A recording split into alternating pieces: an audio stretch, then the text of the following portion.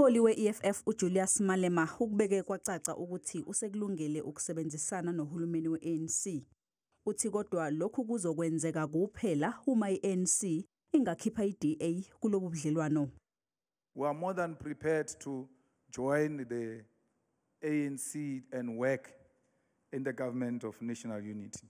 But we can't do it with the people who killed Chris Hani, the people who tortured our own people, the people who oppressed us, the people who are advocating that every progressive policy must not be implemented.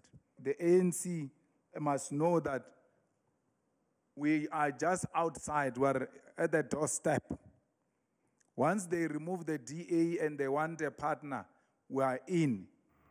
Kulandela ungaboni ngasolinye phakathi kweRwanda neNingizimu Afrika mayelana nodaba lwamasosha akuleli ajutshwe eDRC.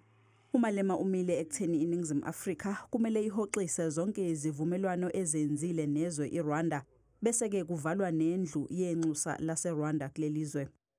The embassy of Rwanda should be closed with immediate effect because we cannot share the soil with the people who have blood of South Africans on their hands. Lesi sithangami silandela umhlangano we-EFF wokuqala emva kokuthi bakhethe upholi obusha.